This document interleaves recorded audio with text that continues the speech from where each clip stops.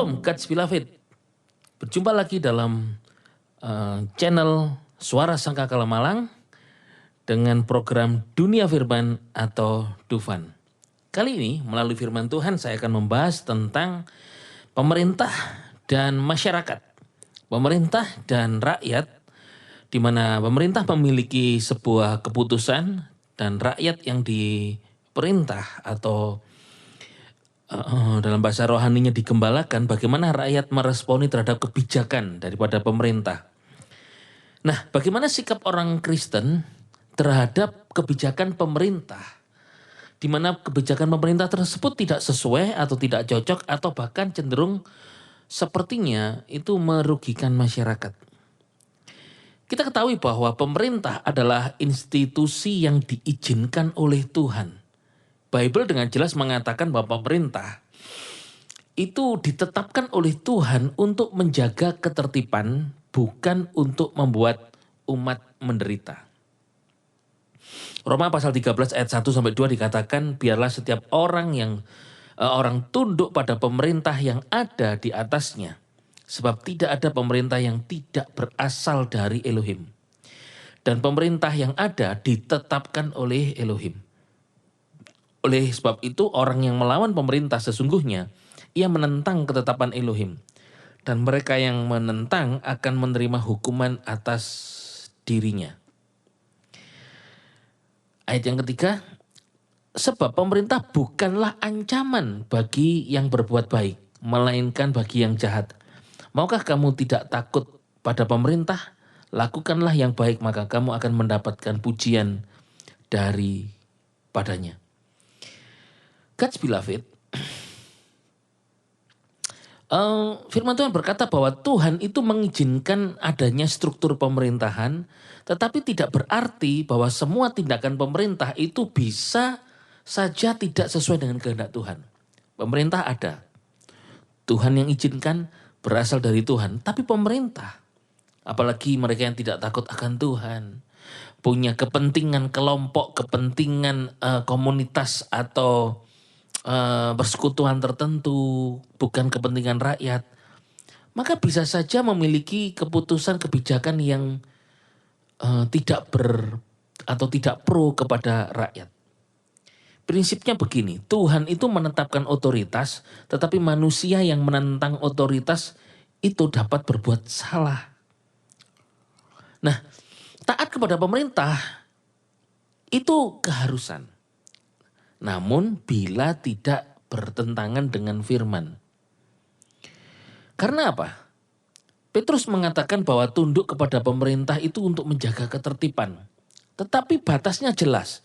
Jika pemerintah memerintahkan kebijakan yang ada, itu bila tidak bertentangan dengan firman. Atau orang percaya itu wajib menuruti. Ada contoh di dalam Alkitab. Beberapa contoh nabi-nabi yang menghardik atau menegur pemerintah karena mereka menindas rakyat. Contohnya di kitab Yesaya, Amos, Mika. Kepada Yeremia, dia berkata kepada pemerintah agar tegakkanlah keadilan, jangan menindas yang lemah. Ketika pemerintah bertindak salah, Tuhan melihat, Tuhan menghakimi, dan tidak setuju dengan penindasan itu, maka Tuhan bisa mengirim nabi-nabinya. Tuhan mengirim orang-orang untuk menegur pemerintah itu. Itu di dalam Bible. Bisa ditegur mereka. Nah, kita kan juga bisa melihat contoh di dalam Alkitab, di mana masyarakat atau umat Tuhan yang diperintah, contohnya di Israel ya. Raja Yerobeam. Itu di kitab Raja-Raja, Yerobeam itu kan takut rakyat kembali setia ke Yerusalem. Sehingga ia membuat 2 patung anak lembu emas di Betel. Dan ia memerintahkan rakyat untuk menyembah patung lembu emas. Ini kan rakyat disesatkan. Ini kan kebijakan yang tidak baik.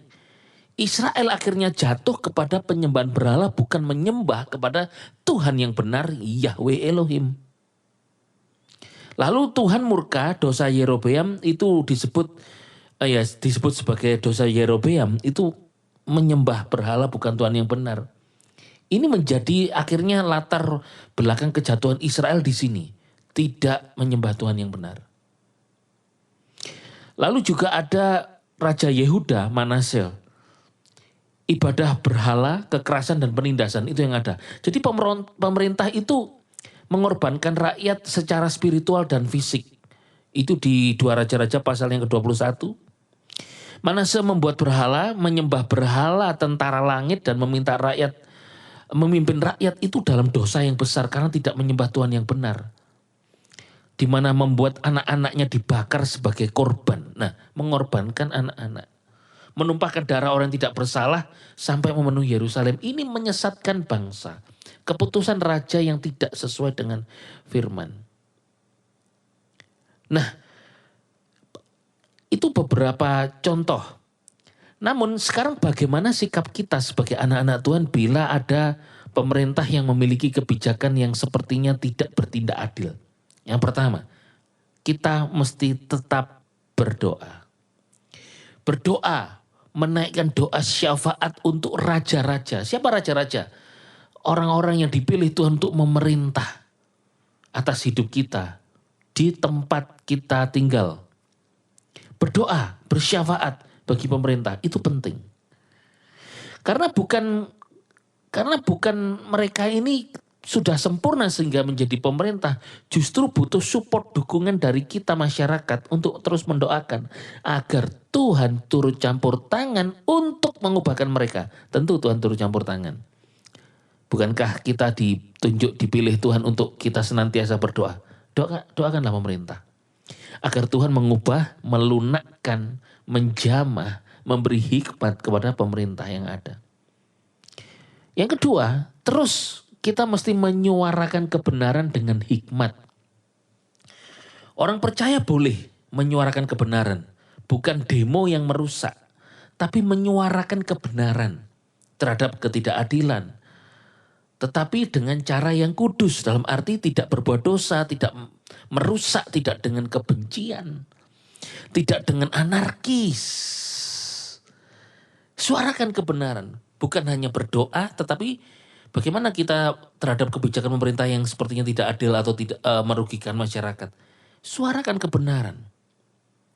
Orang percaya boleh menyuarakan kebenaran ini. Karena di Amsal dikatakan bukalah mulutmu untuk membela yang lemah. Sikap dalam menyuarakan kebenaran adalah dengan hormat, tertib. Mesti beradab, jadi tidak asusila ya, tidak anarkis, sopan. Dan tidak memberontak secara dosa. Tetapi melawan ketidakbenaran itu. Yang ketiga mesti hindari konflik yang tidak perlu. Usahakanlah berdamai dengan semua orang. Orang percaya dipanggil untuk tidak berlaku anarkis. Orang percaya dipanggil untuk tidak berlaku menyebabkan konflik.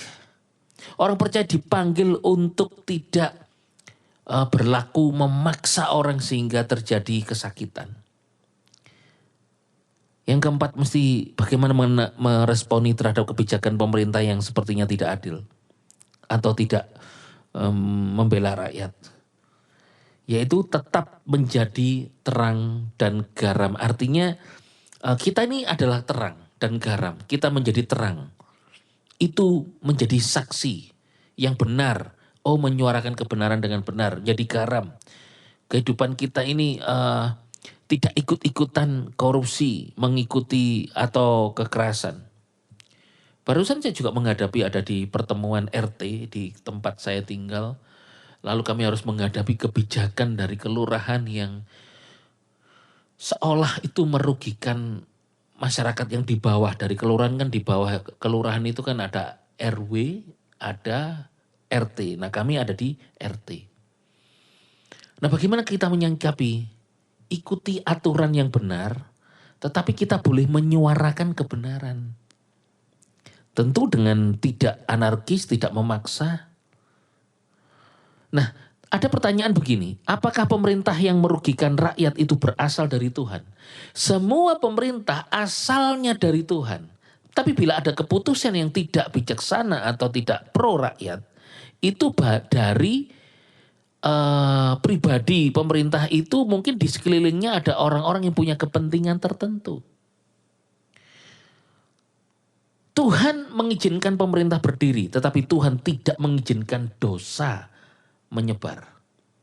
Tuhan bisa memakai pemerintah yang salah sekalipun itu sebagai sarana kedisiplinan atau pembentukan karakter daripada kita rakyat. Contoh ya, Tuhan itu pernah menghakimi, menegur Nebukadnezar itu ketika dia menjadi sombong di pasal Daniel. Tetapi dia berdaulat, Tuhan berdaulat. Tetap Tuhan itu bisa melakukan sesuatu, mengubahkan sesuatu yang tidak baik. Pernah ada keputusan pemerintah harus menyembah berhala. Tetapi orang-orang seperti Sadrak, Abednego itu memang menentang keputusan pemerintah itu. Tidak mau menyembah patungnya. Tapi bukan mereka menentang kebijakan yang bagaimana. Karena mereka tetap melakukan firman. Kita mesti percaya bahwa Tuhan itu hakim yang adil. Tuhanlah yang meninggikan dan merendahkan orang. Dan tidak ada pemerintah yang lebih kuat dari kedaulatan Tuhan. Tidak ada. Kita percaya Tuhan kita di dalam Yesus Kristus penguasa tertinggi. Namun kita di bawah pemerintah yang seolah itu menindas atau ada kebijakan yang tidak ngepro kepada rakyat. Tetap berdoa, suarakan kebenaran, tapi dengan tertib, dengan tetap menjaga kekudusan. Terus hidup benar, jujur, kudus. Tidak perlu ikut kejahatan karena kondisi politik. Ikut demo menyuarakan kebenaran, silakan, tapi tidak mengikuti perbuatan dosa, anarkis, tidak hormat. Dan kita nantikan dengan iman bahwa Tuhan pasti turun tangan untuk menjaga damai di kota, di tempat di mana kita tinggal. Sebab percayalah di Amsal 21 itu kan hati raja itu kayak batang air dalam tangan Tuhan. Ya, berarti mau mengalirkan sesuatu yang baik. Jadi kesimpulannya adalah taat kepada pemerintah itu yes, ya. Jika tidak sesuai dengan firman, kita bisa terus doakan, kita suarakan kebenaran. Percaya Tuhan campur tangan. Dan menolak terhadap perintah yang membuat kita berdosa. Karena di dalam Alkitab ada memang raja itu yang memberi perintah yang supaya umatnya berdosa. Seperti tadi saya contohkan. Tetapi kan Tuhan tetap menegur melalui nabi-nabinya. Nebukadnezar dipakai oleh Tuhan, tetapi Tuhan itu menegur dia karena ada sesuatu yang tidak baik. Tuhan juga memakai Saul diurapi jadi raja. Tapi ada keputusan tidak baik, Tuhan tetap menegurnya melalui Nabi Samuel. Jadi, pemerintah yang salah itu bukan salah Tuhan mengizinkan ada pemerintah. Tetapi pribadinya dari pemerintah itu. Jika diizinkan Tuhan, ya bagi kita sebagai masyarakat, anggap sebagai pembentukan karakter kita untuk tetap mendoakan pemerintah. Kita tetap berlaku sopan, Tuhan tetap menjadi hakim atas pemerintah yang ada. Orang Kristen, kita anak Tuhan mesti tetap berdoa, suarakan kebenaran dengan hikmat, hidup sebagai terang, dan percaya Tuhan di dalam Yesus Kristus berdaulat mengubahnya. Sehingga kita terbukti menjadi terang dan garam di pemerintahan yang ada. Biarlah kita terus berdoa, mendukung pemerintahan yang ada di sekitar kita, di mana kita tinggal.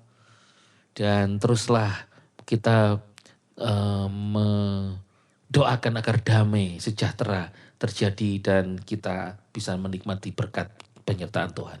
Yesus Masiah, bless you.